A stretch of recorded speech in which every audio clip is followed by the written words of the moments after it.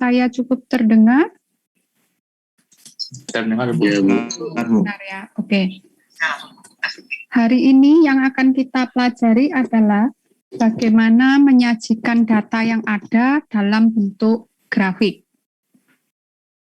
Kemampuan akhir yang diharapkan setelah belajar materi ini adalah Anda mampu menyajikan dan menginterpretasikan data secara deskriptif sesuai jenis variabelnya.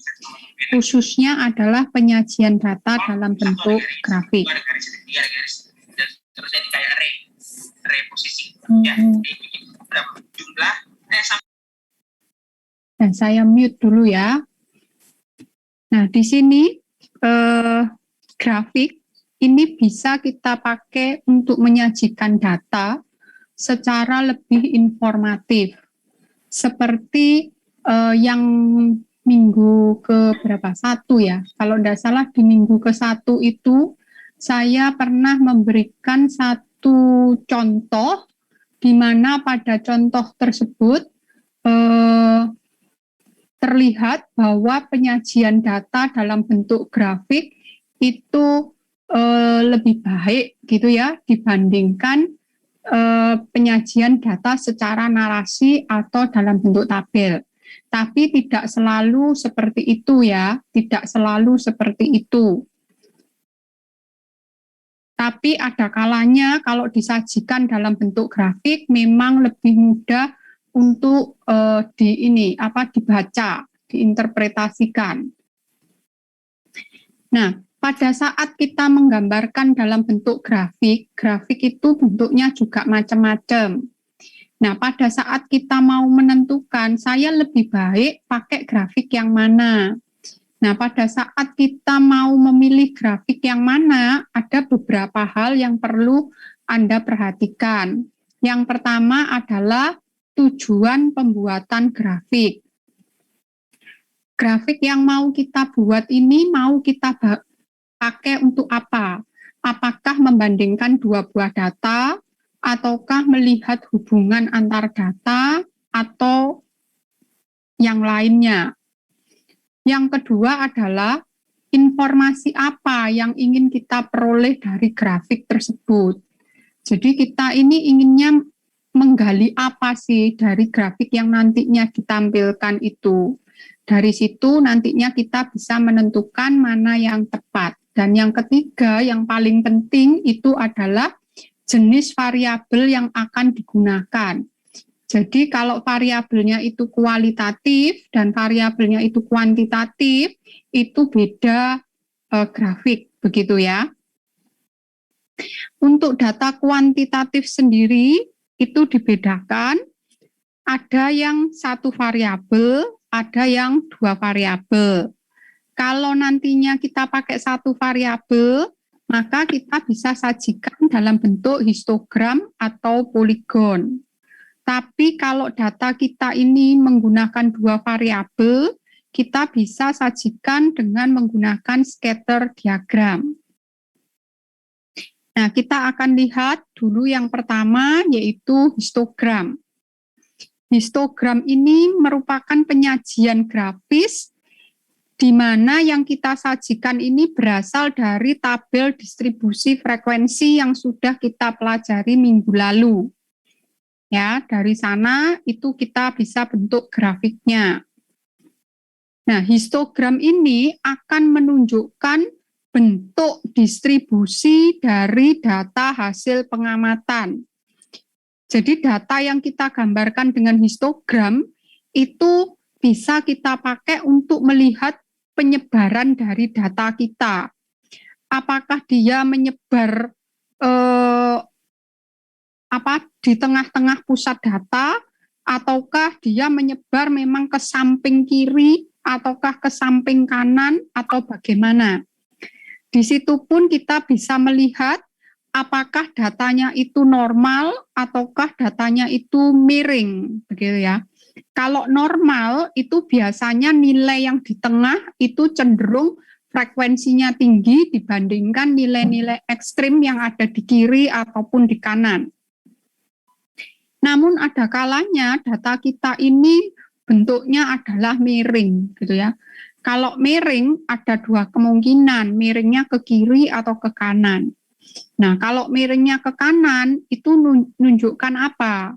Kalau miring ke kanan kan berarti di kanan tuh ekornya panjang.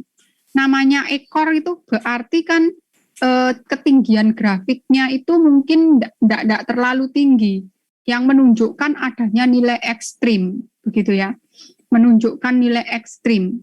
Jadi kalau di kanan berarti ada nilai yang ekstrim besar, kalau di kiri itu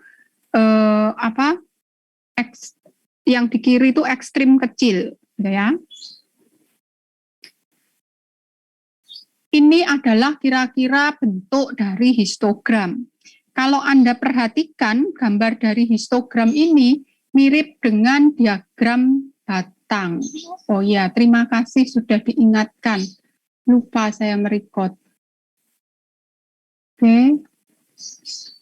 Ya.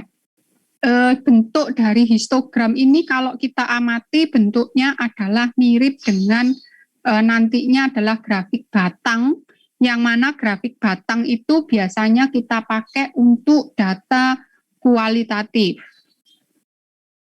Nah, di sini kalau Anda perhatikan antara batang yang satu dengan batang yang lain itu tidak boleh ada gap, ya, tidak boleh ada gapnya. Dan biasanya orang itu menggambarkan histogram itu ada dua macam, ada yang pakai titik tengah, nih titik tengah ini, ada juga yang pakai batas bawah nyata dan batas atas nyata. Jadi tidak pakai titik tengahnya, tapi yang di sini yang diberi titik-titik, jadi di ujung-ujung ini. Nah, berarti yang dipakai adalah batas bawah nyata dan batas atas nyata, ya. Itu. Kemudian, nah, variabel yang akan diamati itu diletakkan di sumbu horizontal. Variabel yang diamati diletakkan di sumbu horizontal. Setiap batang itu mewakili setiap kelompok. Setiap batang mewakili setiap kelompok, di mana tinggi dari batang itu mewakili frekuensi dari kelompok tersebut. Namun ada kalanya tidak pakai frekuensi, ya, tapi pakai frekuensi relatif atau persentase frekuensi. Ada yang mau ditanyakan? Ya, oke. Ini saya berikan satu contoh untuk menggambarkan histogram. Nah, kalau kita lihat ini adalah terkait dengan data berat badan siswa. Berarti datanya berupa data kontinu. Dari data yang ada dibentuk 5 kelompok. Kelompok 1 adalah antara 50 sampai 60. Dan seterusnya kelompok kelima antara 90 sampai 100. Di sini Anda perhatikan ini tandanya lebih kecil sama dengan ini lebih kecil. Menunjukkan ini adalah batas bawah nyata, ini adalah batas atas nyata. Dikatakan nyata kalau antar satu kelompok dengan kelompok yang berikutnya ini tidak ada jaraknya ini. Nah, ini kan sama. Nah, jadi langsung nyambung, itu nyata ya. Kalau data kita data diskrit, kita punya batas atas, batas bawah nyata, batas atas nyata.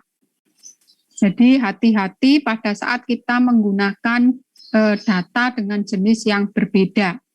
Yang dipakai untuk menggambar histogram adalah yang nyata. Nah, kalau misalkan yang saya gambarkan adalah yang ini.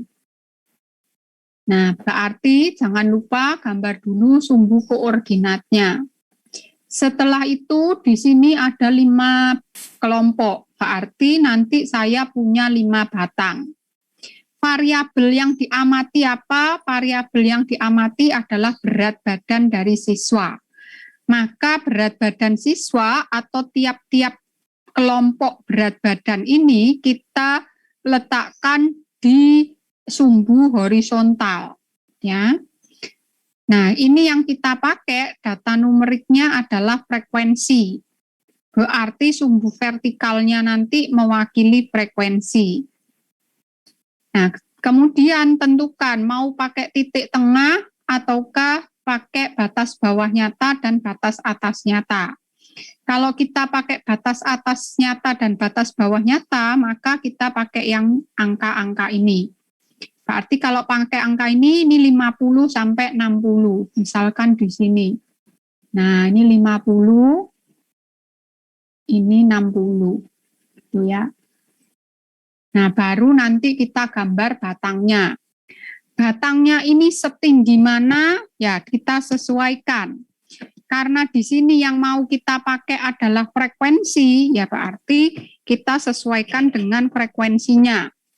Karena frekuensinya 2, maka batangnya nanti akan setinggi 2 satuan. Ini asumsikan 2, gitu ya. Kemudian antara 60 dan 70. Ingat, lebar setiap batang harus sama. Lebar setiap batang harus sama. Ini ngawur ya, nanti kalau gambar harus yang presisi ya. Skalanya itu harus tepat. Nah, ini 60 sampai 70, 13. Berarti kan ini ya.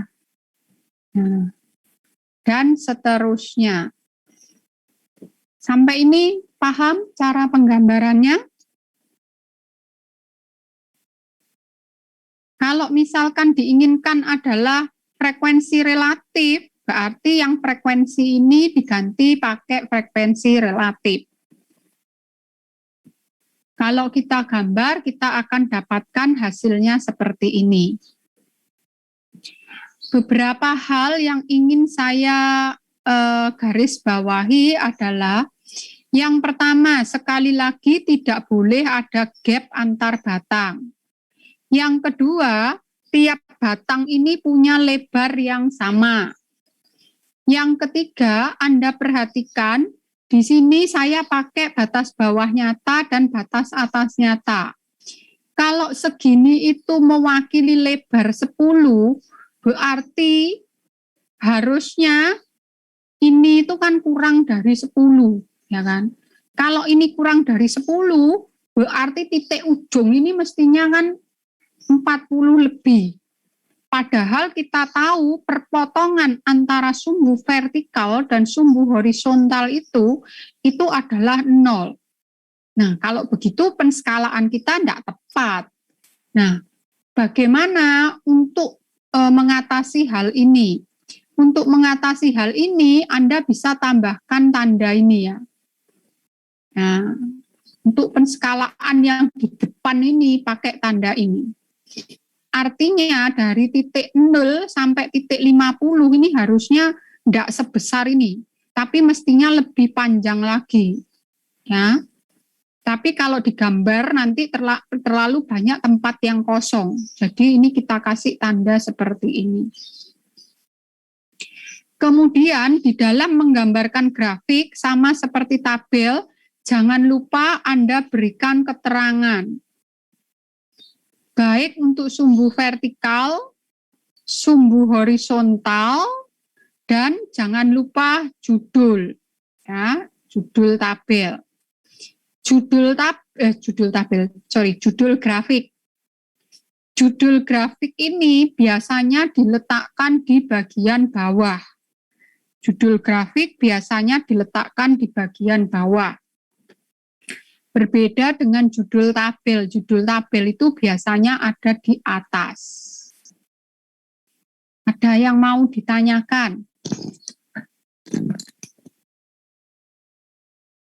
Ada yang mau ditanyakan? Tidak ada? Oke. Kalau tidak ada,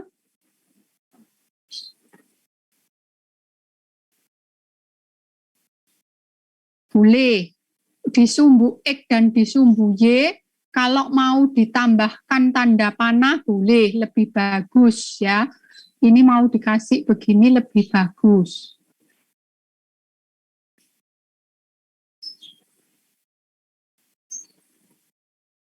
Ada lagi? Oke. Kemudian berikutnya ini adalah variasi dari histogram. Kalau ini tadi kita pakai frekuensi, grafik yang kedua ini tidak pakai frekuensi, tapi frekuensi relatif kumulatif. Jadi pakai yang ini. Jadi pakai kolom yang terakhir ini. Karena ini kumulatif, yang mana selalu ditambahkan dengan yang di atasnya, maka pada saat digambarkan grafiknya ini pasti akan naik, ya, bentuknya pasti akan menanjak ke atas seperti tangga. Ya, kalau kumulatif naik pasti ini ke seperti tangga, ya. Gini.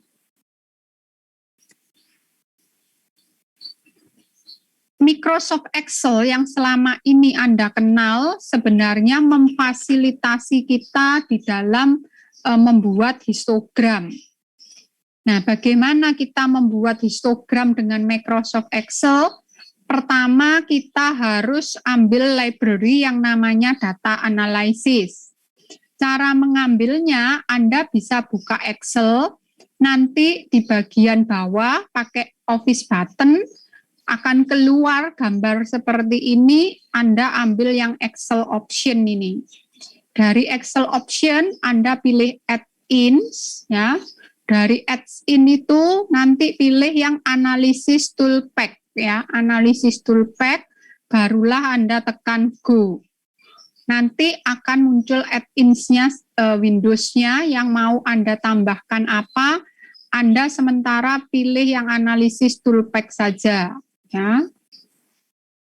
Nanti kalau sudah, maka di Microsoft Excel Anda akan muncul tambahan satu library yang namanya adalah data analysis yang ada di menu data. Ya, ada di menu data. Jadi misalkan ini Excel saya, nanti kelihatan ya Excel-nya ya. Kelihatan. Bentar.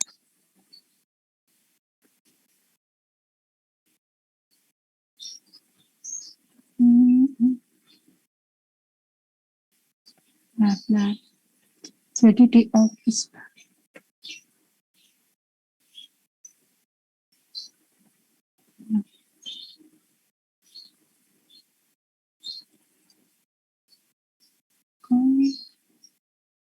Sebentar. Bentar ya. Saya ambil punya saya dulu.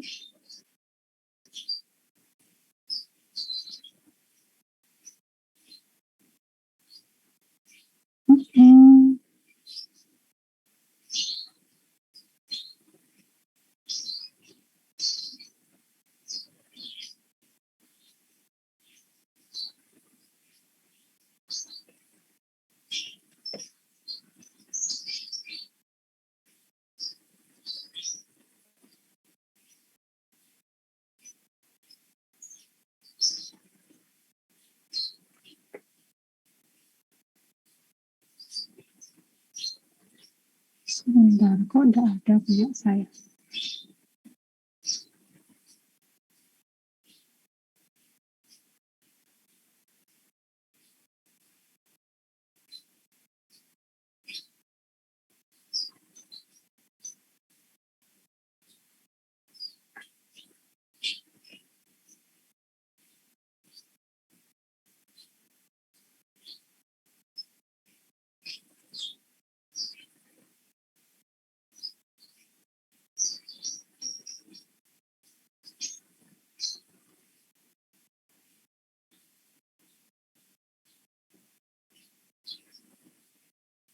Apa gara-gara punya saya sudah ada ya? Option.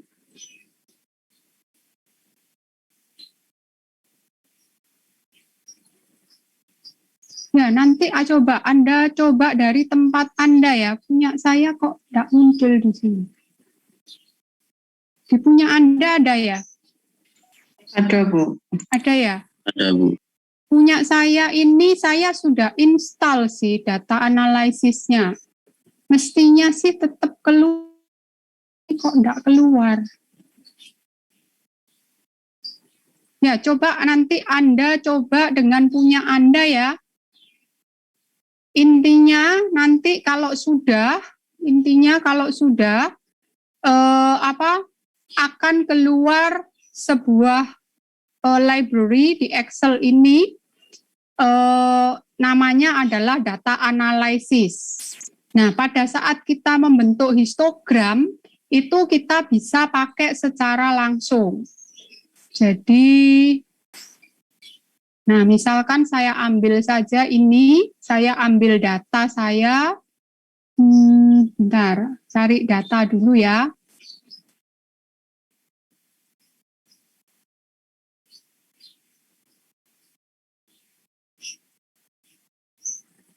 Sebentar. Nah, ini aja.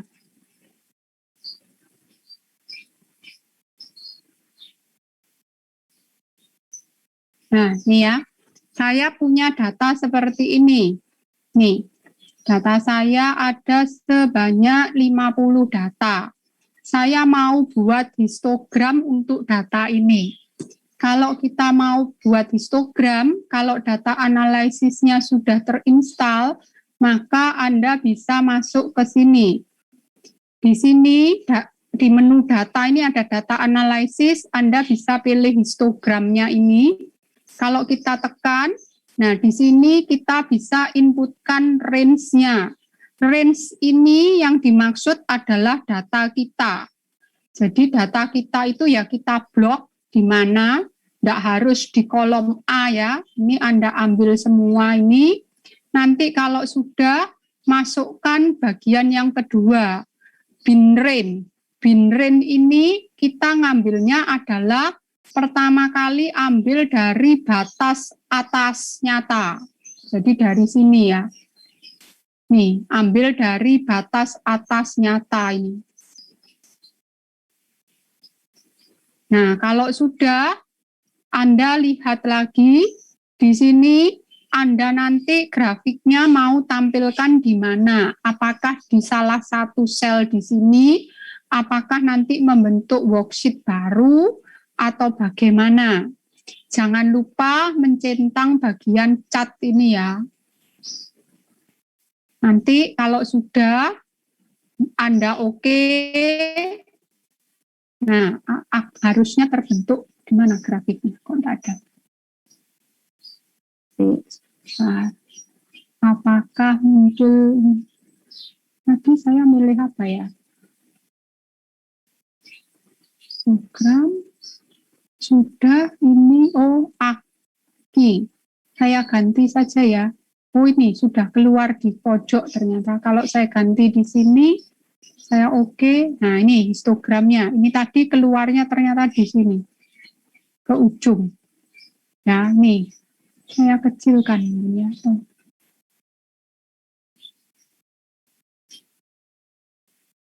Ya. Nih, kelihatan ya. Ini adalah histogram. Anda pasti tanya, histogram tadi antar batang kan tidak boleh ada gap. Kalau tidak boleh ada gap, ini kan kelihatan ada gapnya. Bagaimana menghapus gap yang ada? Anda tinggal klik di sini, ya kan? Nah, ini kalau sudah Anda klik kanan, ini ada format data series. Nah, ini ada gap width ini. Ini Anda bisa nolkan. Nah, kalau sudah Anda nolkan, ini dari titik ujung perpotongan sumbu horizontal dan vertikal ini 0, ininya kan tidak cocok. Maka Anda bisa ganti. Gantinya bagaimana? Biasanya ini saya copy, ya. Saya ubah, saya turunkan 1 di sini, ininya saya kasih 0 dulu. Barulah kemudian saya masuk ke desain. Di desain ini ada select data. Nah, di sini saya edit yang ini, horizontalnya ini saya edit. Horizontalnya ini saya masukkan. Saya oke.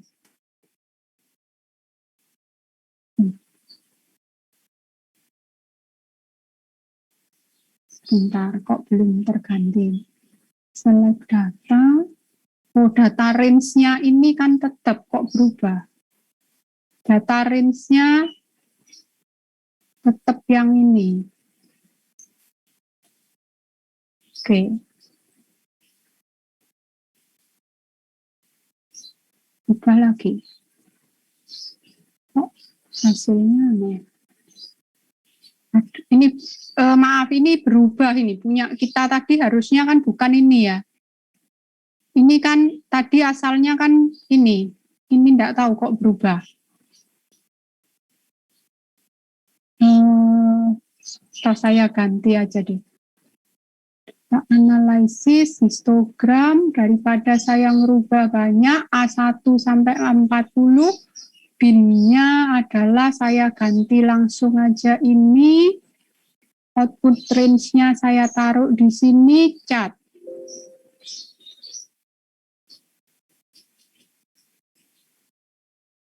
Enggak mau.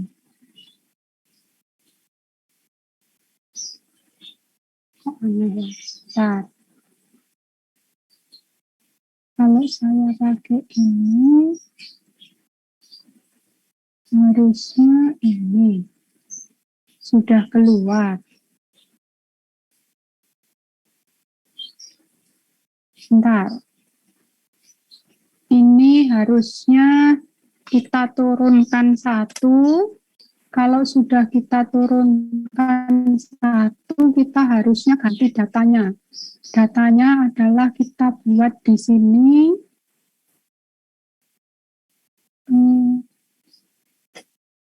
Kita ubah di sini. Nah, ini kita ubah di sini, ininya berarti merubah di sini. Oke, ya ini ya.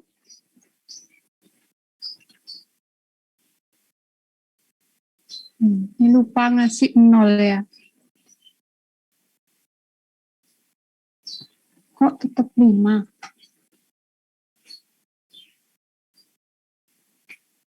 Benar.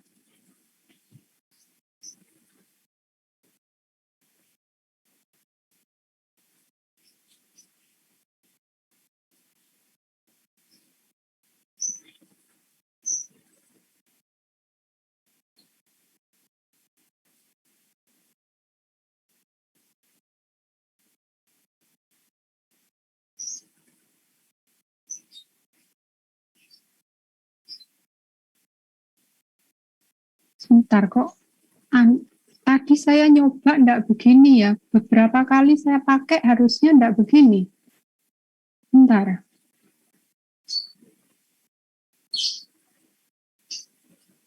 Kok enggak mau nih?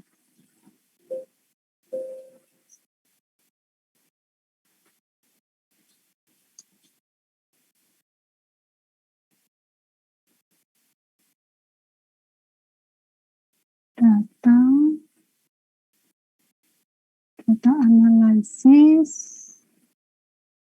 histogram, data analisis, histogram, A1 sampai A40, bin-nya adalah ini, oke. Kalau sudah, ini sudah, oke. Ini harusnya kita copy ke bawah.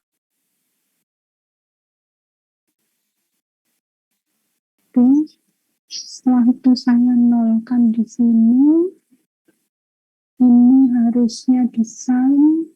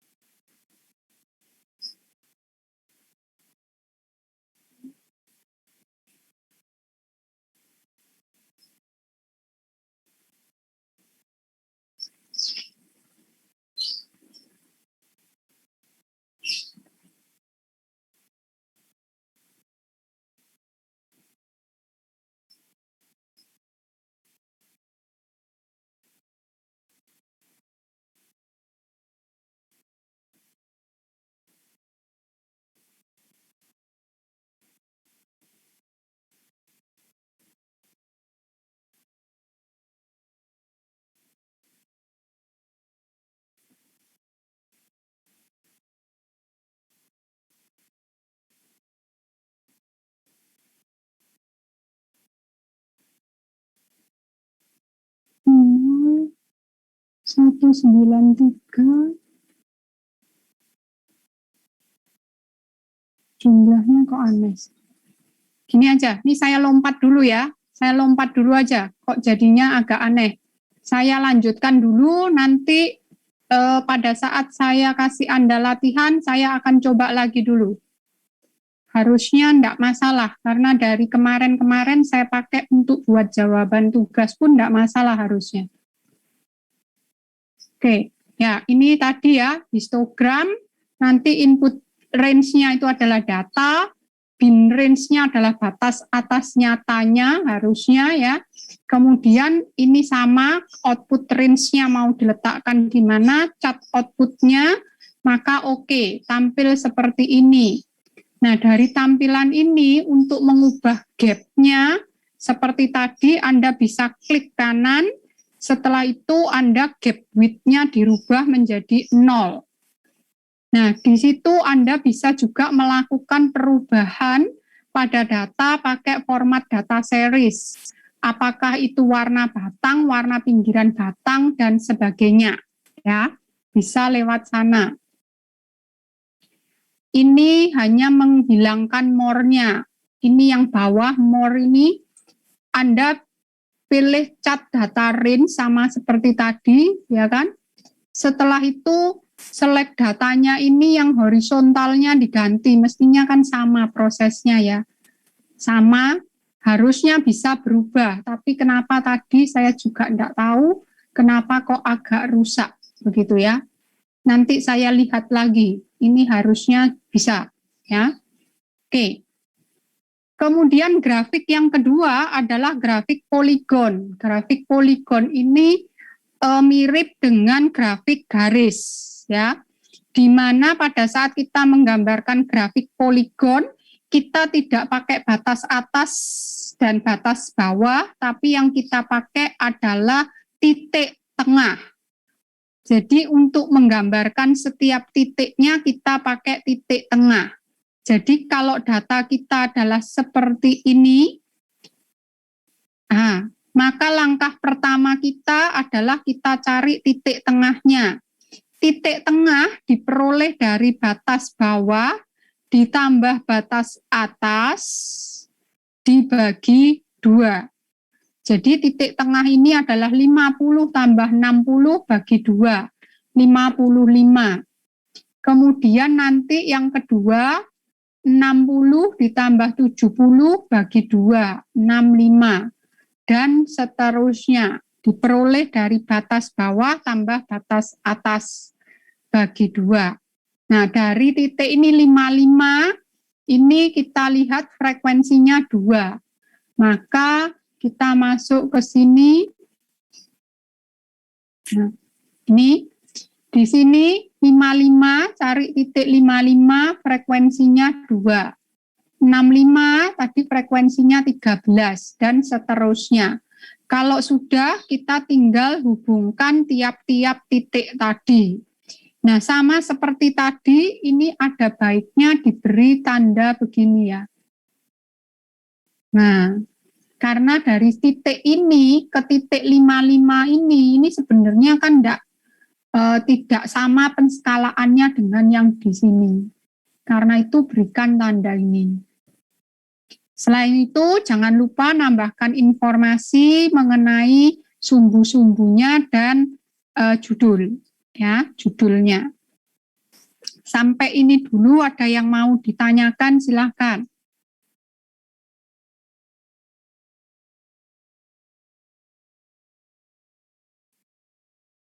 Ada? Oke, saya lanjutkan dulu. Kemudian untuk yang 2 variabel untuk data kuantitatif, biasanya kita gambarkan dalam bentuk scatter diagram. Di sini kita akan menggunakan sumbu kartesian, sistem koordinat kartesian sama seperti tadi ya.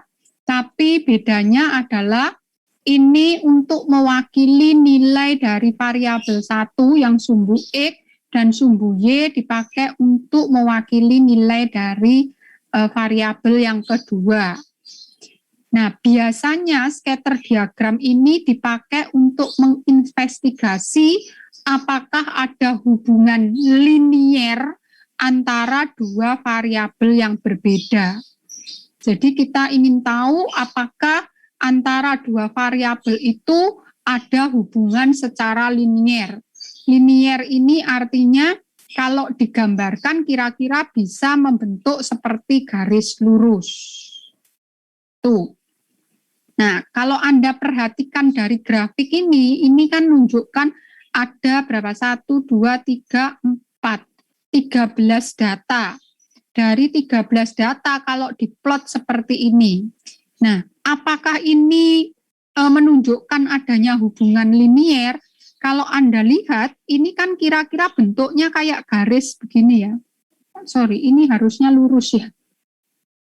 Ya, mungkin Anda nanti bisa gambar lurus gitu ya. Ini kan kira-kira seperti garis lurus bentuknya begini. Nah, jadi kalau lihat dari gambar ini sekilas, ini menunjukkan ada hubungan yang linier antara variabel X dan variabel Y. Walaupun tidak semua titik-titik yang ada terletak di garis ini. Walaupun tidak terletak di garis. Tapi di sini yang dikatakan adalah mendekati, karena tidak mungkin data itu bisa sama persis ya. Apalagi kalau data kita ribuan bisa ngumpul di satu garis, tidak mungkin. Pasti ada yang keluar sedikit-sedikit. Nah, terus garis mana Bu yang kita pakai? Kan garisnya bisa mungkin begini, bisa agak ke sana, mungkin agak ke sana, dan seterusnya. Garis mana yang kita pilih? Itu biasanya kita pilih adalah garis yang errornya itu paling kecil. Jadi kita akan mencoba beberapa persamaan garis yang mana tingkat errornya paling kecil itu adalah garis yang paling tepat untuk menghubungkan titik-titik ini. Nah, bagaimana cara mudahnya? Cara mudahnya supaya kita tidak nyoba banyak garis, biasanya kita pakai metode yang ada. Salah satu metode yang biasanya dipakai untuk memprediksi persamaan garis dari hubungan linier dua variabel adalah regresi linier. Jadi nanti bisa pakai regresi linier. Tapi untuk hari ini kita hanya belajar sampai cara gambar scatter diagramnya ya. Kita enggak sampai kira-kira persamaan garisnya seperti apa, enggak. Nanti itu ada di materi regresi linier. Sampai ini dulu ada pertanyaan. Ada? Nah, variabel mana yang saya letakkan sebagai variabel X dan variabel mana yang akan saya letakkan sebagai variabel Y? Yang kita pilih sebagai variabel X adalah variabel yang kita nilai mempengaruhi nilai dari variabel Y. Jadi ini adalah variabel yang dianggap akan mempengaruhi nilai variabel Y. Jadi ini mempengaruhi ini, bukan sebaliknya. Jadi pemilihan mana di sumbu X, mana di sumbu Y perlu diperhatikan karena akan menunjukkan interpretasi yang berbeda. Nah, misalkan ini digambarkan oleh garis lurus ini mestinya lurus ya, anggap aja lurus sudah. Nah, misalkan ini. Nah, kalau kita lihat dari perkiraan garis ini, kita lihat semakin membesar nilai X, maka nilai Y juga semakin membesar. Ini menunjukkan bahwa hubungan linier yang terjadi antara variabel X dan Y adalah linier yang positif. Artinya, ke arah mana X-nya itu jalan, itu Y-nya juga jalan. Jadi X-nya meningkat, Y-nya meningkat. X-nya menurun, Y-nya juga turun. Ada juga yang hubungan liniernya begini. Nah, kalau begini, ini hubungannya negatif ya. Jadi semakin besar nilai X-nya, nilai Y-nya semakin mengecil dan sebaliknya. Jadi hubungan liniernya itu tidak selalu kalau besar-besar, kecil-kecil, tidak selalu ya. Nah, ini saya kasih satu contoh cara menggambarkan. Di sini diketahui data jumlah pasien yang datang ke dokter spesialis di Rumah Sakit Melati tahun 2018 beserta jumlah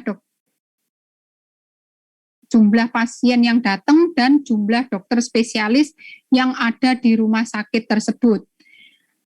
Pada bulan ke-1 diketahui rumah sakit tersebut punya 11 dokter spesialis. Dan jumlah pasien yang datang adalah 341. Di bulan kedua ada 16 dokter, pasiennya bertambah. Bulan ketiga jumlah dokternya bertambah, pasiennya bertambah. Bulan keempat jumlah dokternya turun, pasiennya juga turun dan seterusnya. Nah, kalau kita lihat variabel pengamatan kita ini kan ada dua. Nah, kan jumlah dokter spesialis dan jumlah pasien. Karena kita pakai dua variabel yang tipenya numerik, dan kalau kita mau melihat hubungan antara kedua variabel ini, maka kita bisa gambarkan pakai scatter diagram. Nah, sekarang kalau saya gambarkan pakai scatter diagram, kira-kira mana yang saya jadikan X dan mana yang saya jadikan Y. Yang saya jadikan X adalah variabel yang dianggap mempengaruhi nilai dari variabel lain. Nah, menurut Anda, jumlah pasien mempengaruhi banyaknya pasien mempengaruhi banyaknya dokter atau banyaknya dokter mempengaruhi banyaknya pasien?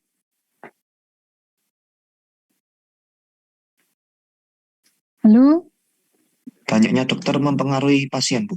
Nah, banyaknya dokter kan kira-kira yang mempengaruhi banyaknya pasien. Maka di sini yang kita jadikan variabel X adalah banyaknya dokternya. Ya. Sedangkan yang jadi variabel Y-nya adalah jumlah pasien. Ini dianggap X11, Y314. Nanti kalau digambarkan titik-titiknya ini ya, titik-titik ini. Nah, sampai sini ada pertanyaan dulu, silahkan.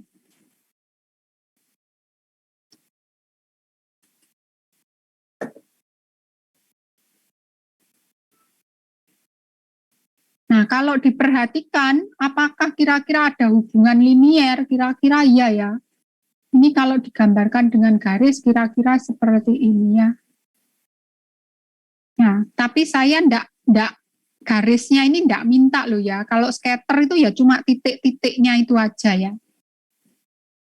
Ini kira-kira cara gambarnya seperti itu. Ada pertanyaan dulu?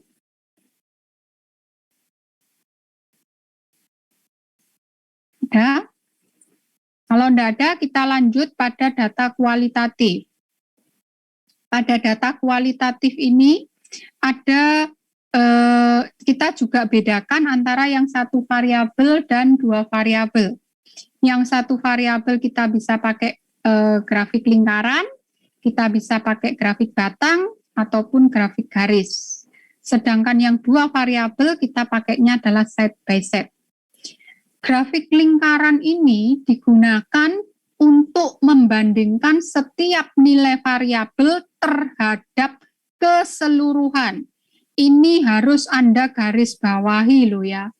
Ini adalah untuk membandingkan nilai dari setiap variabel terhadap keseluruhan. Dan biasanya penyajian datanya adalah dalam bentuk frekuensi relatif atau persentase frekuensi.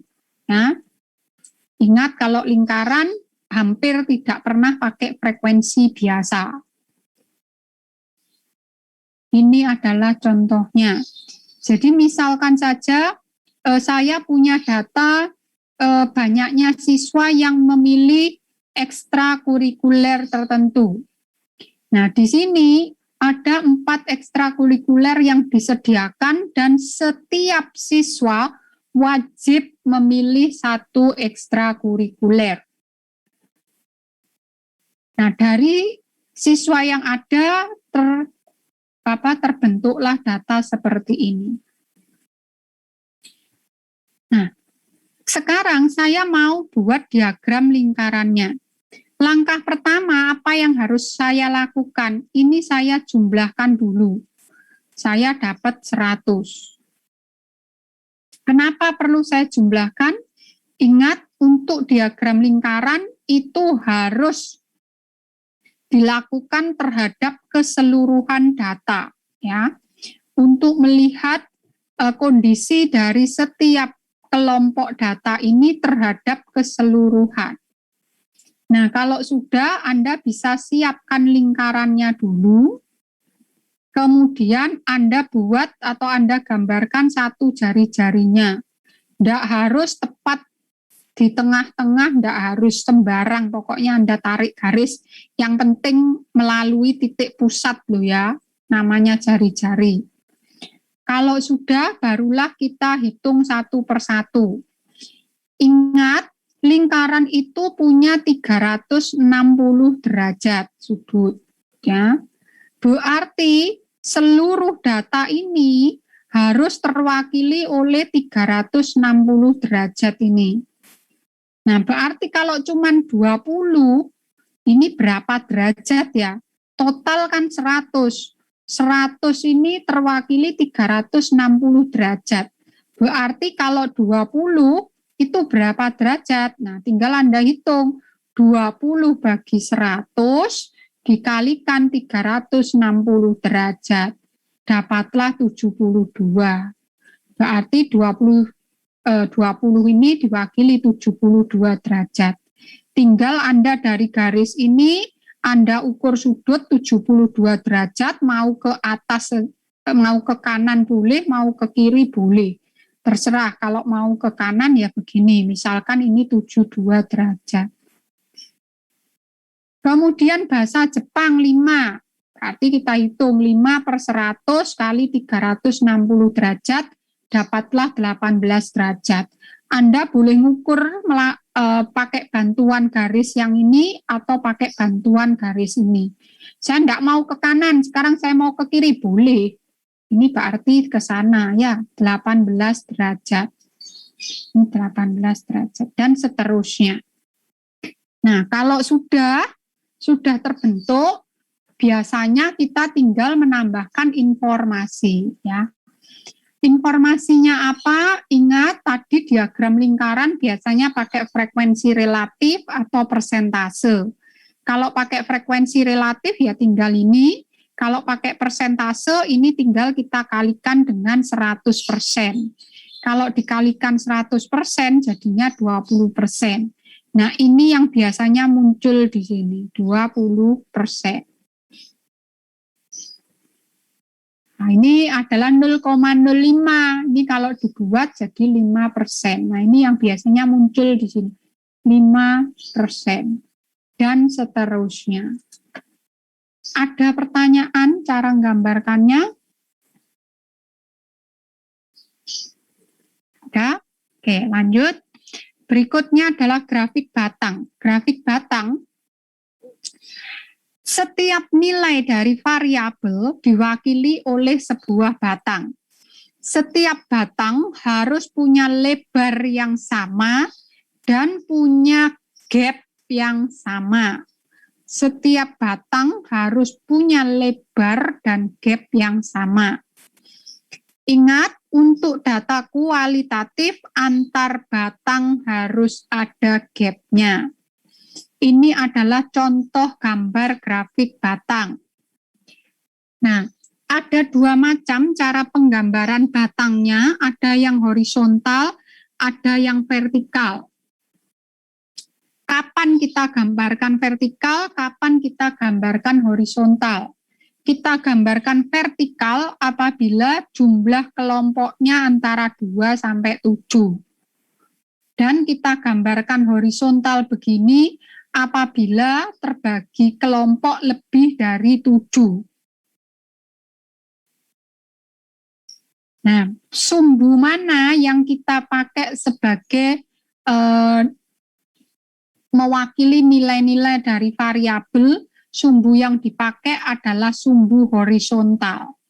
Jadi kalau variabelnya adalah seberapa sering kita makan permen, maka variabel tersebut kita taruh sebagai sumbu horizontal. Kemungkinan nilainya ini kita kasih 1/1, gitu ya. Kemudian lebar batangnya ini harus sama. Kemudian gap antar batang ini juga harus sama. Berarti kalau untuk ini, kalau kita gambarkan pakai diagram batang, kira-kira kan begini ya. Variabelnya kan jenis-jenis ekskur. Nah, berarti di sumbu horizontal ini nanti ada yang robotik, nanti ada bahasa Jepang, ada cooking class, ada entrepreneurship. Nah, tinggal kita gambarkan, mau pakai persen, pakai frekuensi, ataukah pakai frekuensi relatif. Kalau pakai frekuensi saja, ya kita misalkan robotik 20, ya cari 20 di sini. Nah, kemudian gambar batangnya. Jadi, kalau ini bahasa Jepang 5, misalkan di sini 5, nah ini kita gambar, ya. Lebarnya harus sama ya, dan seterusnya. Gapnya juga harus sama.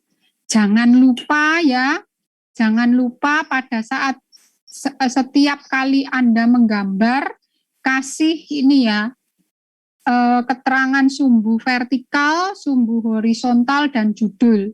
Nah, judul ini sebaiknya taruh bawah ya. Judulnya sebaiknya taruh bawah.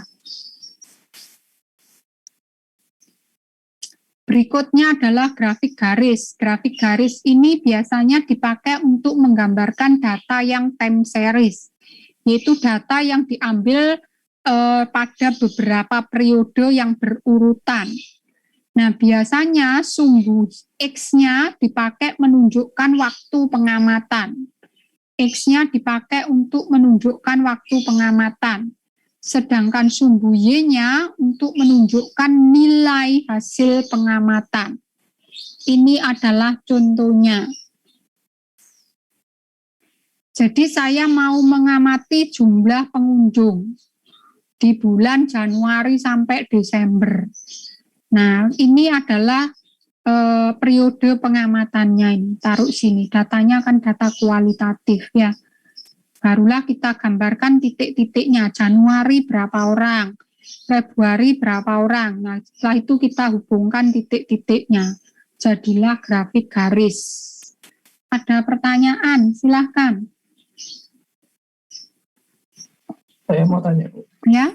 Kalau untuk penskalaan data numeriknya gimana? Kalau yang kuantitatif tadi kan harus sama atau dikasih kayak huruf Z terbalik itu. Ya, kalau ini enggak apa-apa. Ini kalau untuk data kualitatif tidak ada ketentuan, karena ininya kan kuali ya. Ininya kan kualitatif. Anda ambil aja dengan jarak yang sama ya, ini Januari, nanti Februari, Maret, dan seterusnya. Ini berapa kan enggak tahu, kuali kan. Nolnya ini hanya terhadap yang sumbu atas. Paham maksud saya? Ya, paham ya? Ya. Oke, jadi begini, kalau tadi data kuanti, ini kan numerik, kuanti. Ini kan juga kuanti. Nah, perpotongannya ini kan harus sama-sama 0. Nah, kalau ini yang kuanti kan cuma yang di sana, ini kan bukan kuanti. Jadi, pokoknya ambil aja skalanya sama saja ya. Sudah cukup. Ya. Oke, ada lagi? Ada? Ya, berikutnya adalah grafik side by side. Ini kita gunakan jika penelitian kita melibatkan dua variabel dan berbentuk batang. Kita mau gambarkannya pakai grafik batang. Ya. Dari dua variabel itu, ambil satu variabel untuk diwakili oleh salah satu sumbu. Ya, oleh salah satu sumbu. Jadi satu variabelnya diambil, tentukan dulu. Kemudian batang akan digambarkan dalam beberapa kelompok. Pembagian kelompoknya didasarkan pada variabel yang kedua. Dan ingat, tidak ada gap di antara anggota satu kelompok. Tapi antar kelompok ada gap-nya. Ya, jadi antar nilai variabel satu ada gap. Tapi antar variabel duanya ini tidak ada gap ya. Untuk satu nilai variabel satu ya. Nah, biasanya untuk memperjelas dipakai warna. Ini adalah contohnya. Jadi di sini saya punya dua variabel kualitatif untuk saya amati. Yang pertama adalah investor. Ya, variabelnya investor.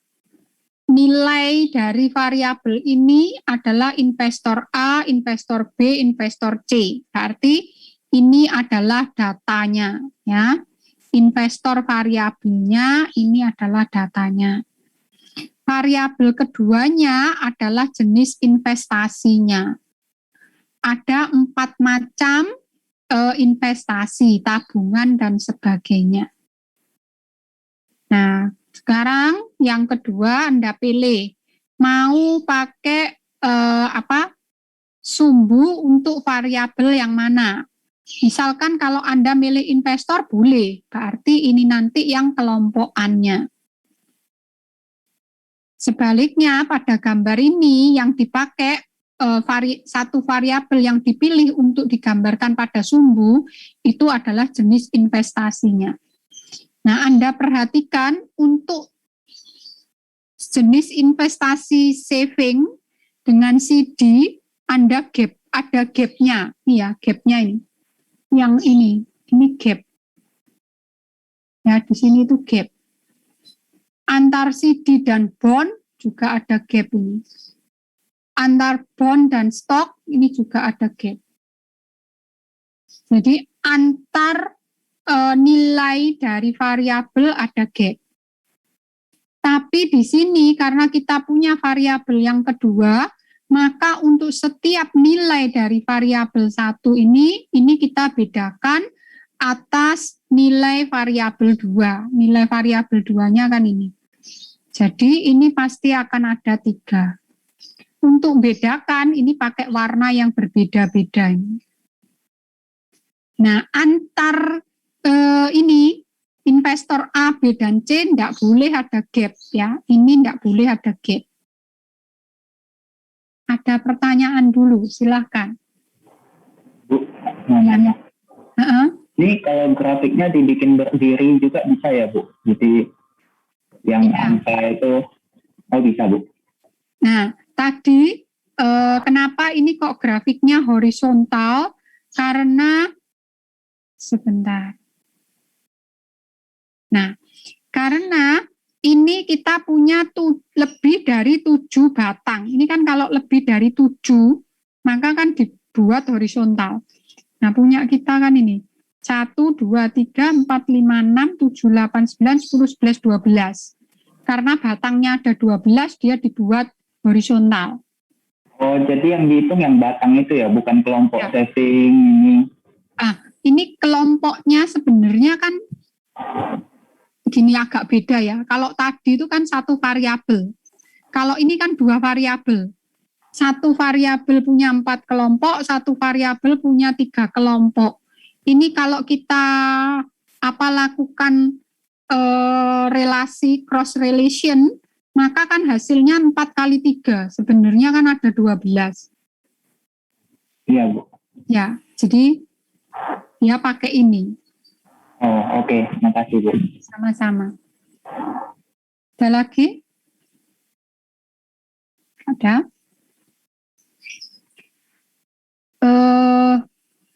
Kalau Anda lihat soal ini, kira-kira variabelnya yang mana ya?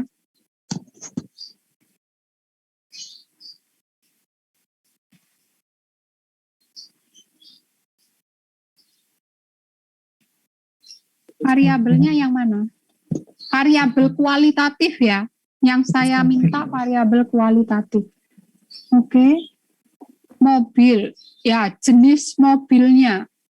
Ada Sigra, ada Grand Max, ada Xenia, dan sebagainya. Oke. Ketemu satu variabel. Ada variabel lain? Sales. Ya. Betul. Jenis penjualannya, apakah retail, apakah istilahnya grosir gitu ya. Jadi ada dua variabel, 1, 2. Kira-kira batangnya ada berapa ini? 14. 14. Dari mobil sendiri ini, jenis mobil ada 7, dari jenis penjualan ada 2, jadi batangnya nanti 14. Anda tinggal tentukan Anda mau pakai variabel mana untuk mewakili sebuah sumbu. Terserah, Anda bisa pakai jenis sales atau Anda bisa juga pakai jenis mobilnya. Nah, kalau pada contoh ini saya pakai jenis mobil untuk mewakili sumbu vertikalnya. Karena jenis mobil mewakili sumbu vertikal, maka untuk setiap jenis mobil akan terbagi menjadi 2. Kenapa? Yaitu terbagi antara 2 jenis penjualan. Wholesale atau retail sale. Jadi kira-kira seperti ini. Ada pertanyaan? Ada? Oke.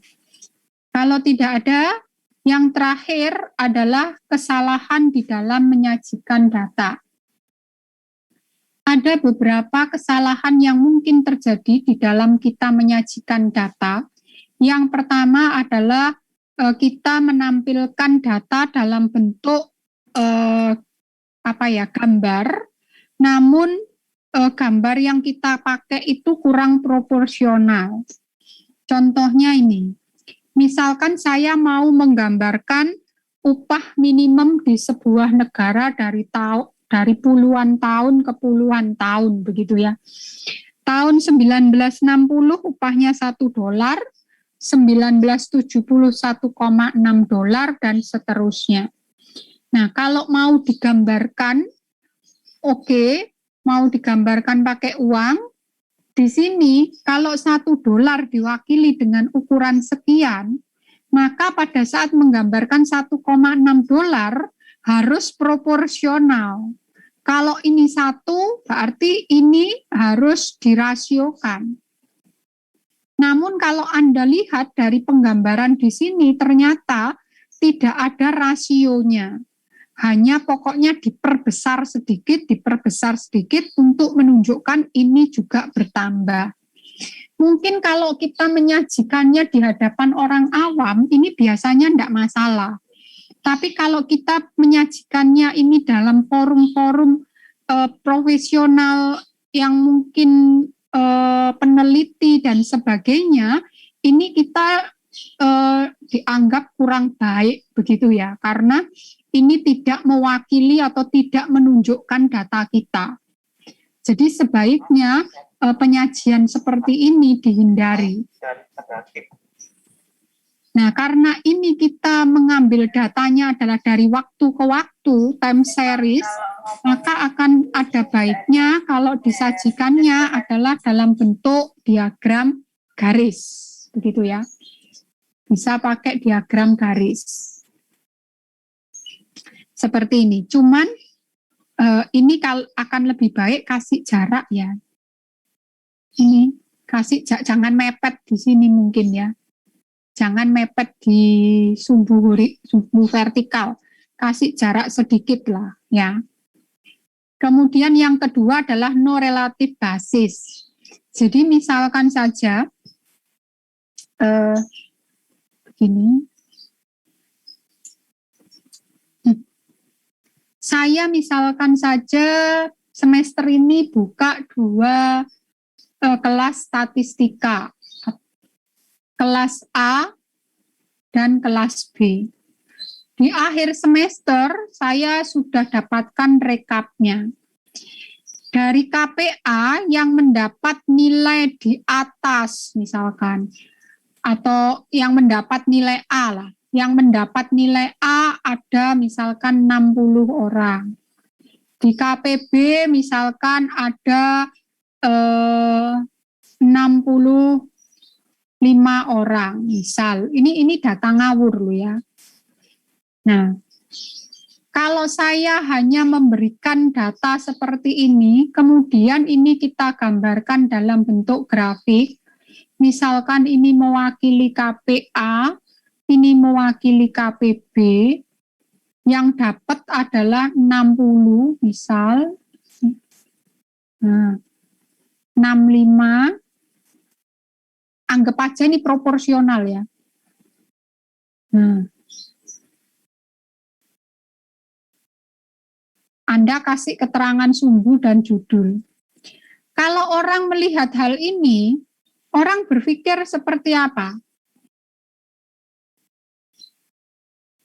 Atau jangan begitu, ini saya kasih nilai ekstrim saja ya. Nah, ini misalkan 30 deh. Misal ya, ini ngawur ya. Ini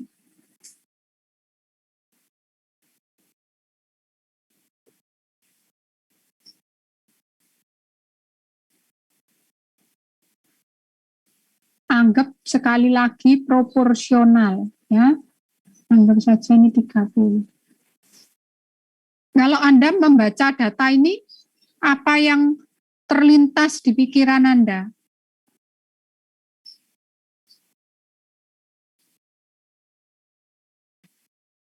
Kelas B lebih banyak yang dapat nilai A. Kelas B lebih banyak yang dapat nilai A. Artinya apa?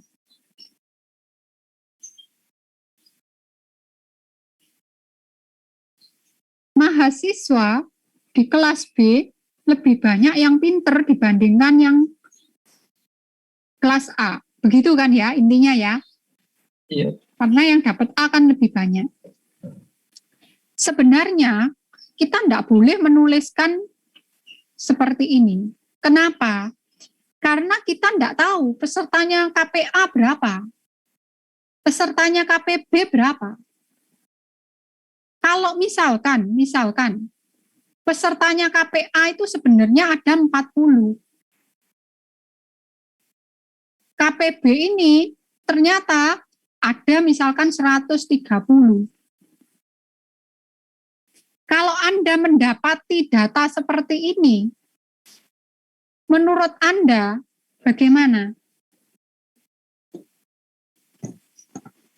Kurang adil, datanya kurang baik, Bu. Kenapa? Kalau saya berikan tambahan data, ini 30 dari total 40, dan ini 65 dari total 130, kalau Anda baca data ini, kesimpulan apa sebenarnya yang bisa Anda ambil?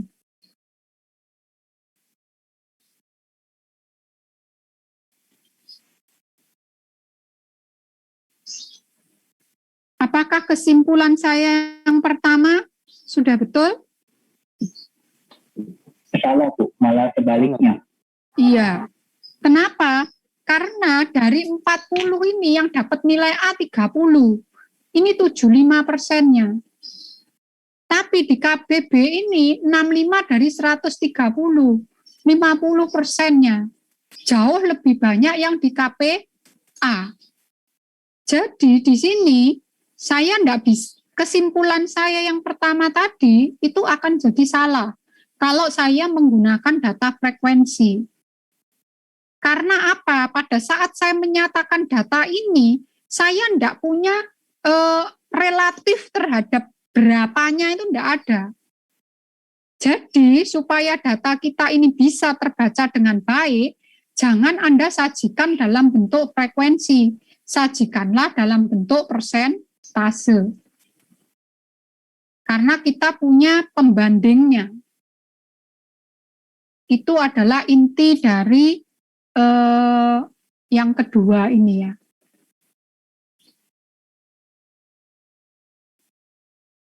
Ya, jadi tidak cocok begitu ya.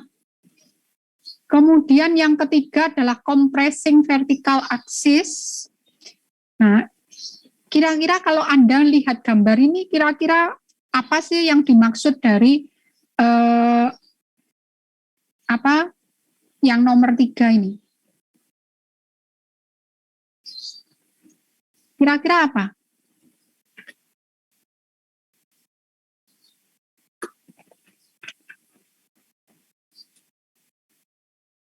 Terlalu besar skalanya gitu ya. Dari sini, di gambar yang pertama, ini kan maunya melihat penjualan tiap 3 bulanan, begitu ya? Bu, permisi Bu, terlalu Ya. besar skalanya itu ya. Apa yang kiri 0 sampai 200 itu kan terlalu besar gitu ya. Betul, ya. Ini teman Anda juga nulis di chat. Benar. Di sini penskalaan kita ini terlalu tinggi. Dalam arti data kita loh tidak sampai ratusan. Jadi jangan Anda skalakan terlalu tinggi. Akan lebih baik kalau Anda skalakan itu sesuai dengan range data Anda. Bayangkan kalau data Anda itu ratusan, Anda skalakan jutaan. Orang baca datanya kan agak susah itu. Nah, hal seperti itu harus dihindari. Yang terakhir, ini adalah yang seperti saya katakan tadi ya. Ini lebih baik diberi tanda. Ini yang numerik kan di sumbu vertikal ya. Ini 36-nya ini mepet dengan titik perpotongan 0. Ini sebaiknya dibuat begini. Atau seperti yang saya katakan tadi, ini diberi tanda begini ya. Nah,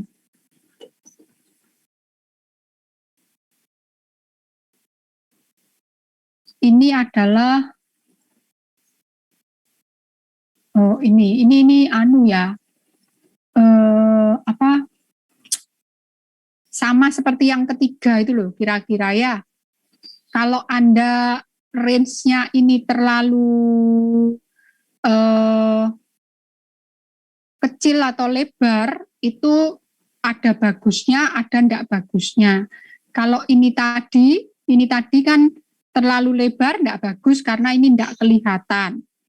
Nah, kalau begini, kenapa kok juga enggak bagus? Ini kan range-nya terlalu kecil ya, antara 42 dan 39. Sorry, bukan yang ini ya. Ini kan terlalu kecil. Terus kenapa ini dikatakan jadi lebih bagus, kenapa? Karena sebenarnya tidak ada perubahan yang ekstrim antara nilai X-nya. Nah, ini begini. Ini yang pertama, yang diinginkan sebenarnya bukan ininya loh ya. Yang diinginkan ini loh, bawahnya ini loh. Nggak ada titik nolnya. Ini kan no zero point. Ini kan 36. Ya kan? Ini 36. Jadi nggak ada titik nolnya. Jadi ini fokusnya bukan sebenarnya ke sininya, tapi ini ke nolnya.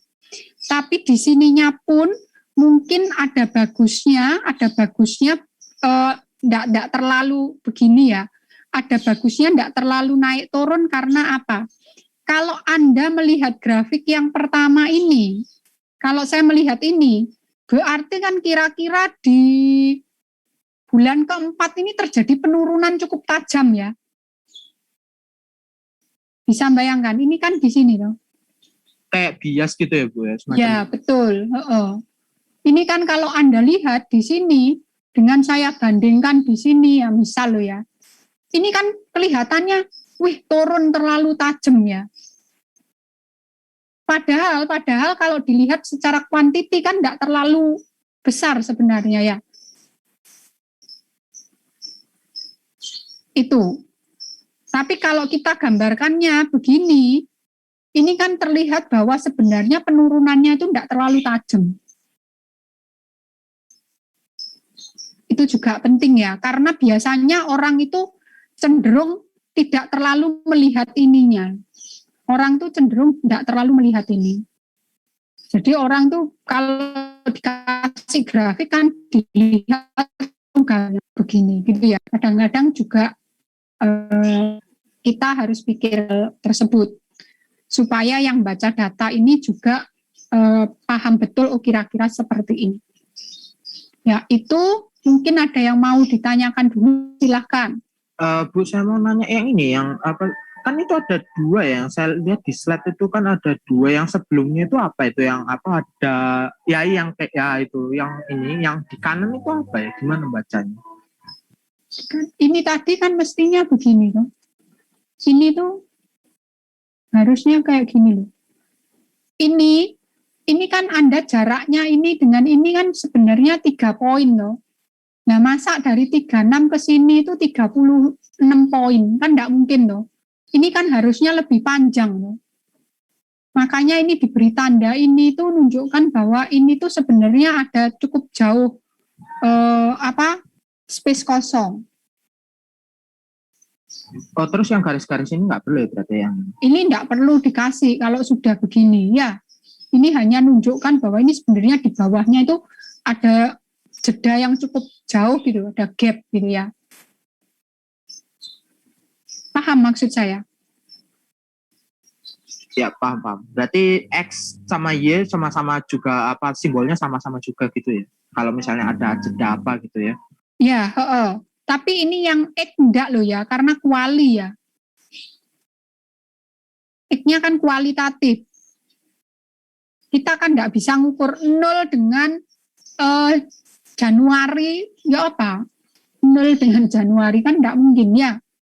Jadi yang kualitatif ini mestinya di sumbu horizontalnya enggak ada begininya. Tapi ini karena yang sumbu vertikal ini angka, kita kan bisa dari 0 sampai berapa. Makanya ini ada simbolnya ini.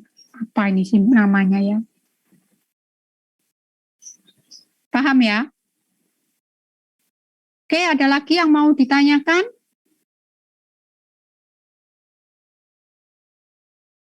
Ada? Oke, kalau enggak ada, kita masuk latihan. Oh ya, ini. Kita coba ambil satu soal yang di sini.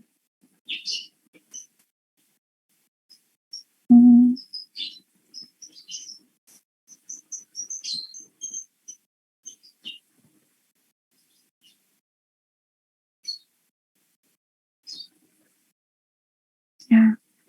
Ini adalah materi yang minggu lalu. Ini kemarin ada yang kerja soal ini ya, enggak salah. Kemarin ada yang kerja soal ini enggak? Halo? Soal yang mana ya kemarin? Ini ya. Kemarin ada yang kerja soal ini? Halo? Ada. Ada ya? Ya, yang kemarin ngerjakan soal ini sudah ketemu tabel distribusi frekuensinya, tolong Anda buat dalam bentuk histogramnya ya. Pakai gambar tangan saja. Satunya kalau tidak salah kemarin itu yang mana ya? Ini ya. Yang kemarin dapat soal ini juga tolong kerjakan histogramnya. Ambil waktu 15 atau 10 menit ya. Silahkan dicoba dulu.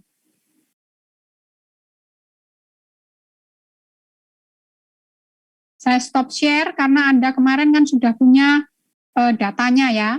Ambil waktu 10 sampai 15 menit.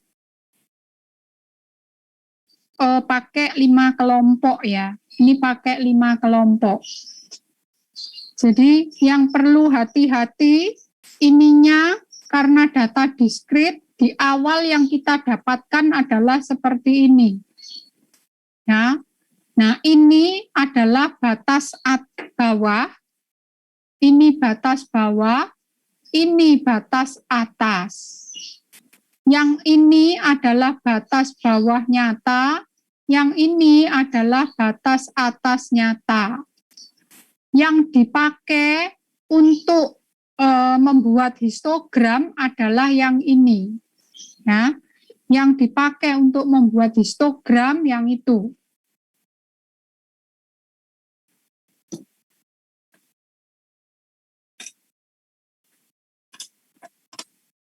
Nah, dari sini nanti kalau Anda pakai Excel jangan dibuat dalam format seperti ini. Buat batasnya terpisah begini per kolom ya, supaya bisa dipilih. Nah, titik tengah ini diperoleh dari 23,5 tambah 30 setengah dibagi 2. 54 bagi 2, 27. Boleh enggak pakai batas bawah dan batas atas? Boleh. Sama, 24 tambah 30, 54 bagi 2, 27. Jadi ini dari batas atas tambah batas bawah bagi 2, atau batas bawah nyata tambah batas atas nyata dibagi 2. Nanti kalau dibuat grafiknya kira-kira seperti ini ya.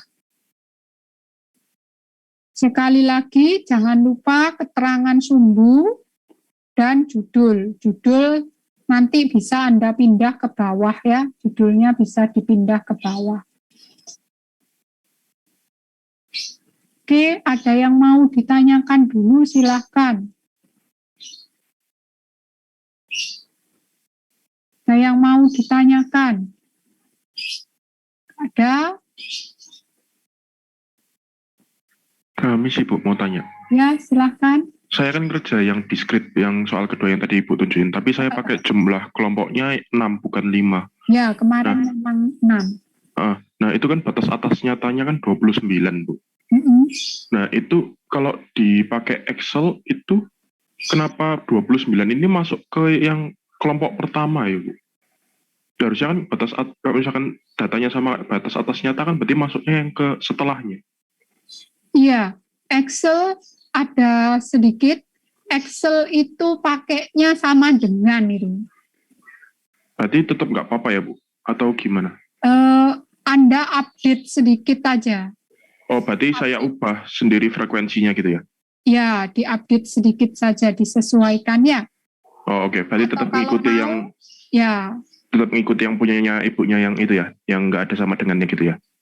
Ya, untuk histogramnya itu kenapa gini, pada saat pertama kali kamu bentuk histogram, dia kan nampilkannya kan terpisah toh. Ya, pada saat kamu bentuk histogram pakai Excel kan dia nampilkannya terpisah. Makanya dia itu aslinya memang dia itu pakai sama dengan. Jadi kita harus ngupdate sedikit memangan. Paham maksud saya ya? Paham. Berarti tetap diupdate sendiri ya. Makasih Bu. Ya, karena Excel-nya menganggap itu lebih kecil sama dengan si aslinya. Oke.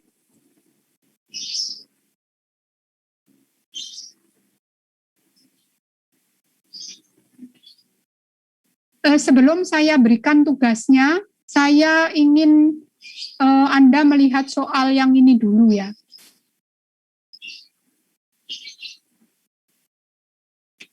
Diketahui data hasil studi suatu mata kuliah selama 4 semester dari tahun 2016-2017 sampai 2017-2018 seperti ini. Ya. Kalau misalkan saya minta menggambarkan grafik data mahasiswa yang mendapat nilai A.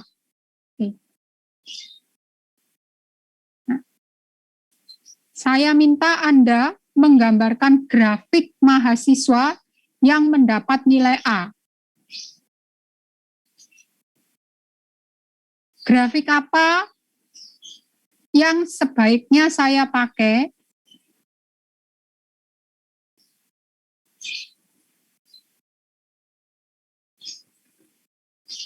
Coba dipikirkan dulu, grafik apa yang sebaiknya saya pakai?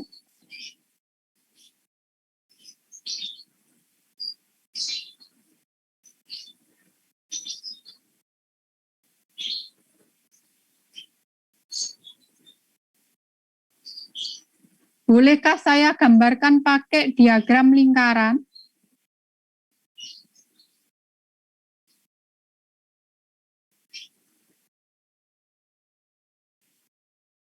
Enggak Bu, jangan. Jangan. Kalau begitu, kenapa enggak boleh pakai diagram lingkaran?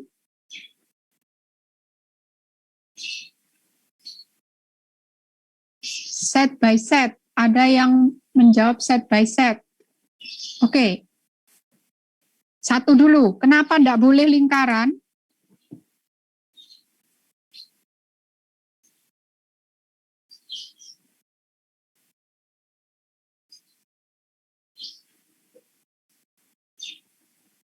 Karena yang dibandingkan siswanya nggak sama tiap tahun. Yang dibandingkan? Oh, jadi maksudku harusnya kan kalau misalnya mau pakai lingkaran kan harusnya perbandingan sama totalnya. Nah, kalau misalnya mau pakai yang ini mau pakai lingkaran kan bandingannya nggak bisa sama total mahasiswa yang ada di tahun yang dimaksudkan. Kalau saya buat begini, misalkan di tahun ini, di sini, ini kan 29 dari 195. Ini saya buat dalam bentuk persentase. Kali 100, gitu ya. Ini juga 1/60 kali 100. Ini juga per 200 kali 100. Persentase ini kan jadinya ya. Terhadap keseluruhan ini. Ini berarti per 55 kali 100. Boleh enggak pakai lingkaran? Nggak boleh. Tetap enggak boleh. Kenapa? Soalnya karena perbandingan DE sama jumlahnya itu tiap anunya itu berbeda. Jadi misalnya dimasuk grafik lingkaran nanti malah salah-salah. Ya, betul.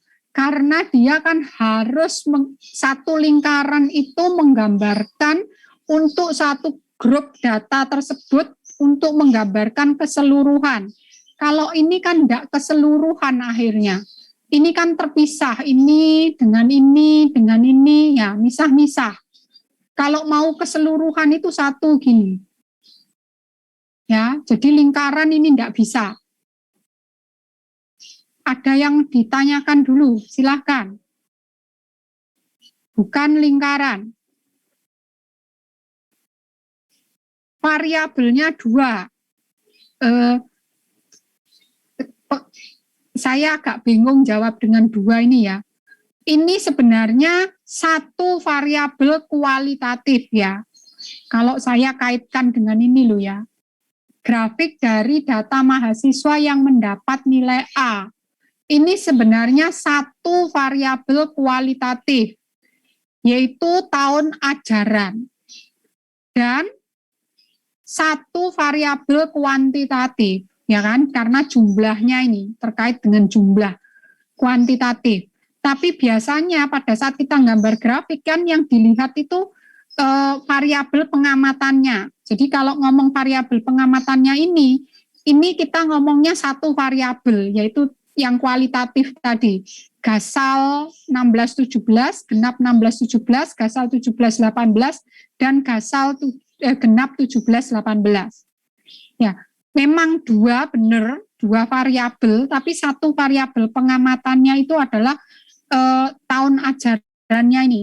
Tahun ajaran dan tahun akademik ini ya. Yang satu itu adalah data kuantinya. Data kuantinya ini biasanya tidak disebut.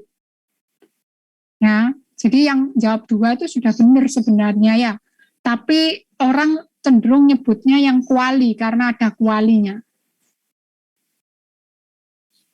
Nah, karena ini ada satu data kuali, kemungkinannya kan bisa garis, bisa lingkaran, bisa batang. Lingkaran enggak mungkin. Berarti tinggal pilihannya batang sama garis. Pilih yang mana? Yang batang, Bu. Kenapa batang? Karena ini kan ada range nilai gitu ya, bisa ditulis gitu, atau kalau mau ya nilai nisbi gitu. Sisi sebentar.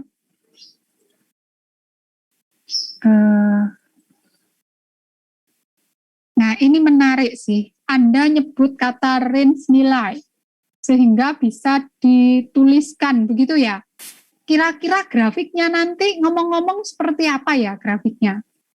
Kalau saya buat misalkan begini. Oh, itunya beda-beda ya ininya ya, range nilai A yang 2016, 2017, yang 2016. Iya, beda-beda ya. Ya. Kalaupun Anda buat, misalkan ini sama ya, anggapan sama deh. Yang Anda taruh di sumbu horizontal apa? Iya, yang nisbinya itu sih paling. Masa nisbinya? Ayo. Nisbinya lo cuma A. Anda kan suruh gambarkan cuma yang A. Cuma baris ini loh.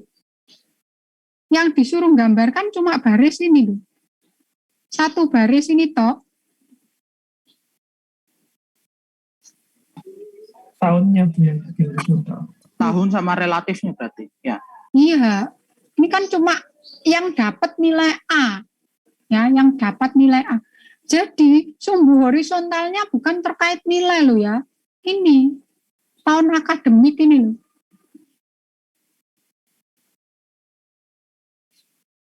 Jadi menurut Anda yang tepat grafiknya apa? Batang, terus habis itu di ininya Y-nya, sumbu Y-nya itu apa relatifnya, terus habis itu Masa begitu? Ayo. Iya, kan time series ini. Kan dari gasal ini, lanjut ini kan time series. Harusnya pilihannya yang paling tepat adalah garis. Batang boleh, tapi lebih tepat garis. Ya. Kalau batang berarti nanti ada 4 batang, sumbu horizontalnya untuk nyatet ini. Ya, sumbu horizontalnya untuk nyatet ini. Sumbu vertikalnya tidak boleh ini ya. Harus dalam bentuk persentase atau frekuensi relatif. Ya, sekali lagi, kalau Anda maksa pakai batang, tidak salah. Tapi sumbu vertikalnya tidak boleh frekuensi.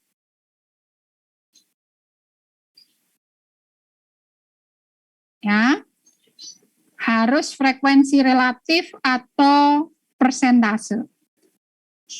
Demikian juga untuk yang garis sebaiknya pakai frekuensi relatif atau persentase.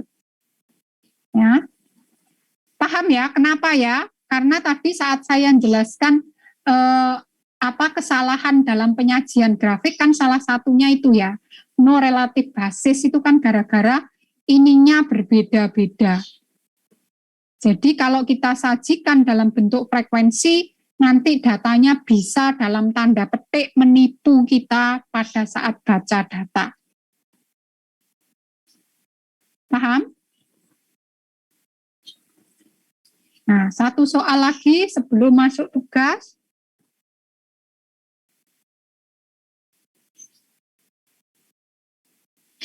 Gambarkan grafik perolehan nilai mahasiswa tahun akademik 2017-2018.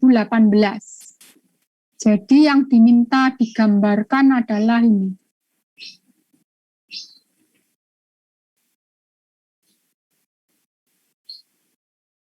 Grafik apa yang tepat?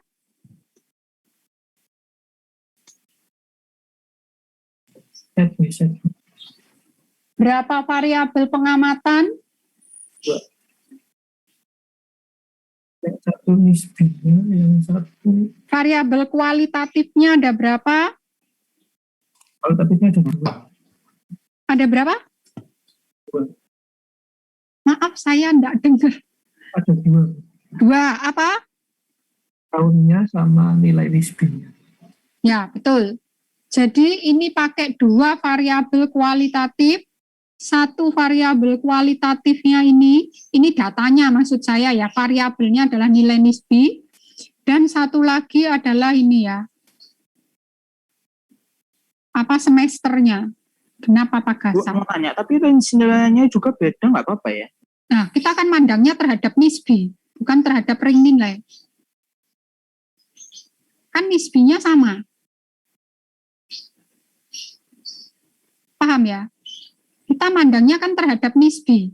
Kalau Anda pakai ring nilai pasti tidak bisa. Karena beda ini. Tapi karena kita pakai nisbi, ini kan diakui A, ini diakui A juga kan. Ada pertanyaan?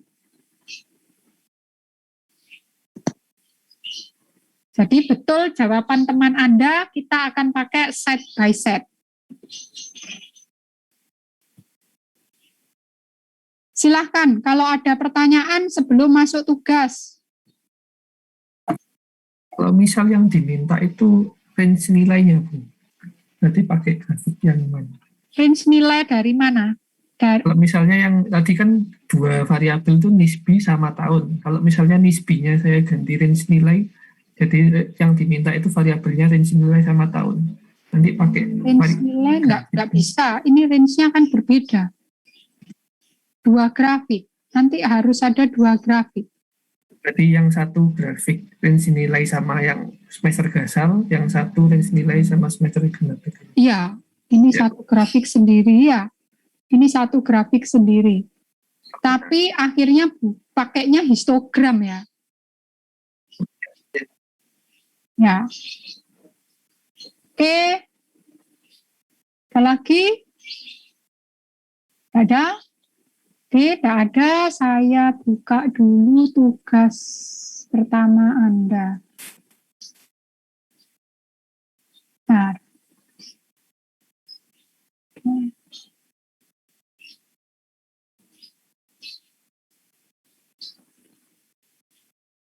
Ini silahkan difoto dulu aja ya. Nah, Anda foto dulu.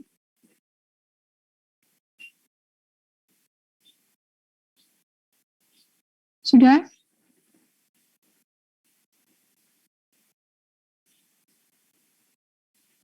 Oke, saya turunkan.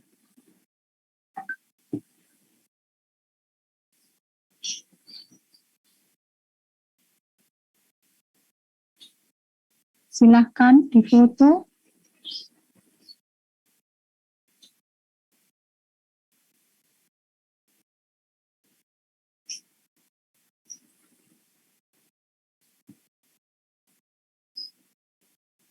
Sudah?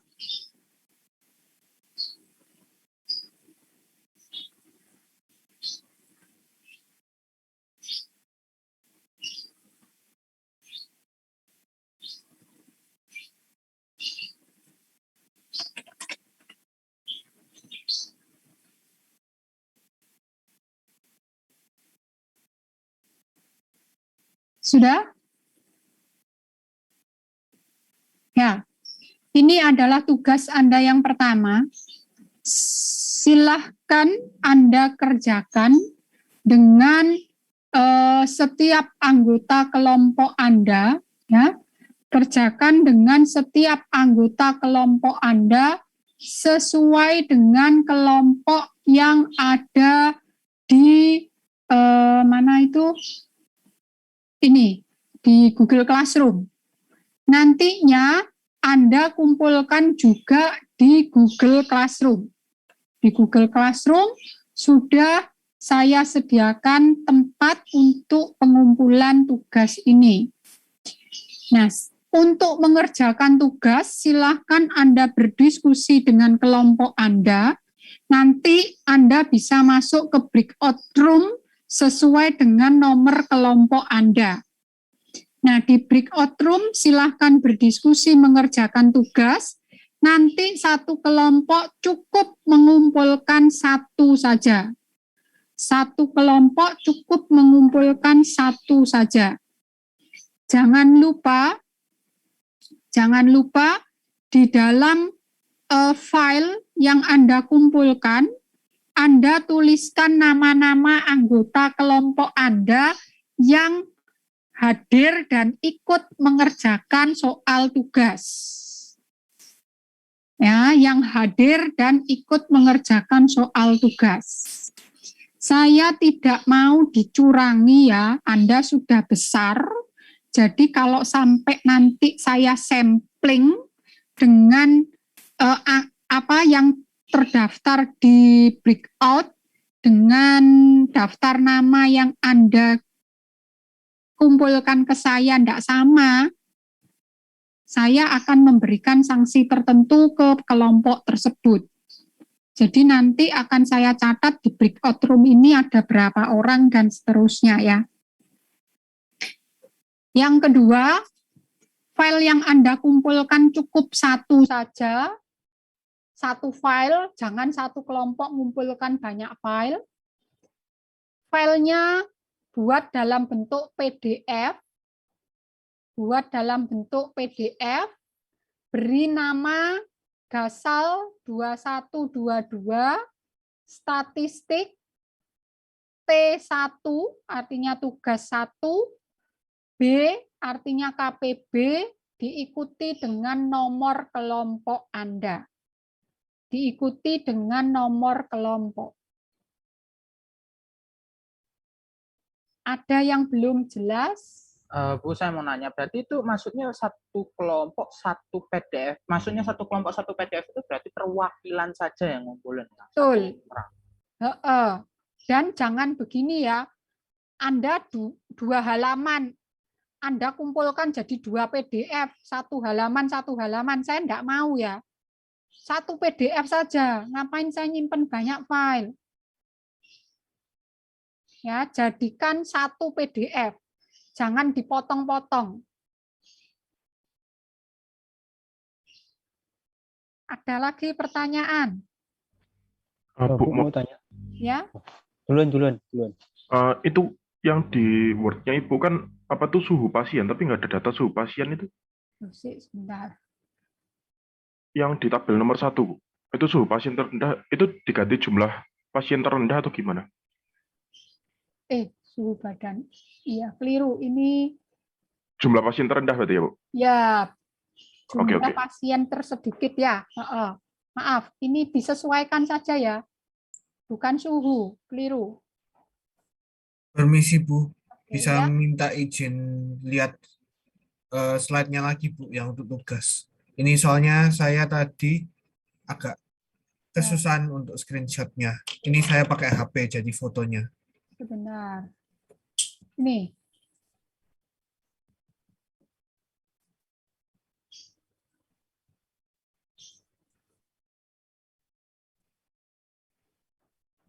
Oke Bu. Ya, sebentar. Yang minta kode kelasnya itu, kode kelas ini seingat saya itu sejak pertemuan pertama loh saya kasih. Saya taruh di chat ya.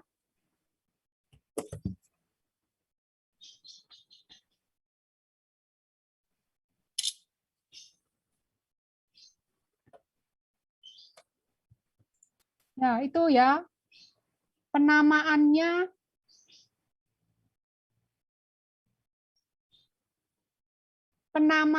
ini sudah dituliskan oleh teman Anda. Bisa lihat di chat. Penamaannya bisa lihat di chat. Oke, ada lagi? Ada lagi? Ini kerjanya di Excel ya? Apa? Kerjanya boleh di Excel? Boleh, silahkan. Oke, makasih Bu. Tapi nanti selama kalau ujian-ujian bisa jawab loh ya. Oke, ada lagi? Misi Bu, tadi belum bawahnya belum difoto Bu, belum scroll ke bawah. Ini jumlah pasien terendah. Saya ganti sekalian ya.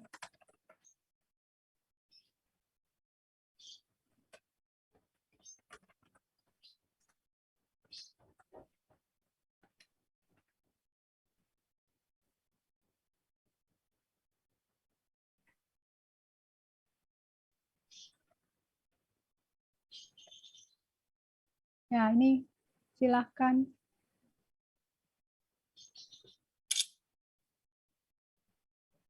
Sudah?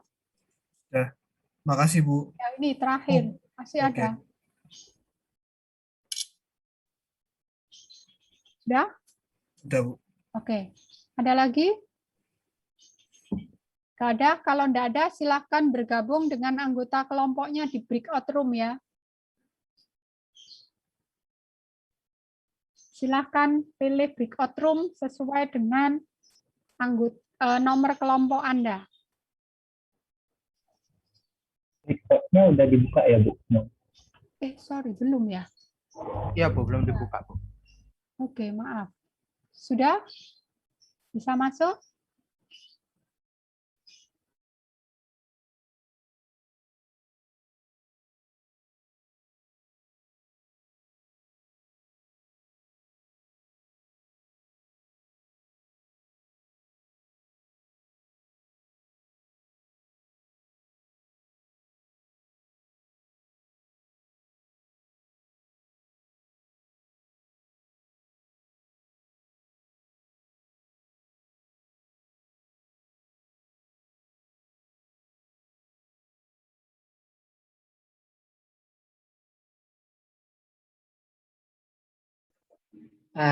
Produk.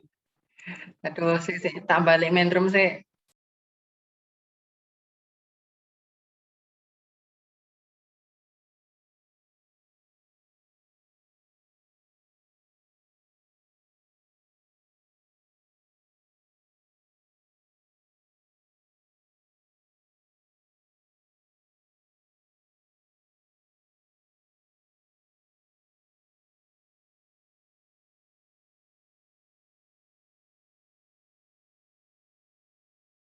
Masih buka kok.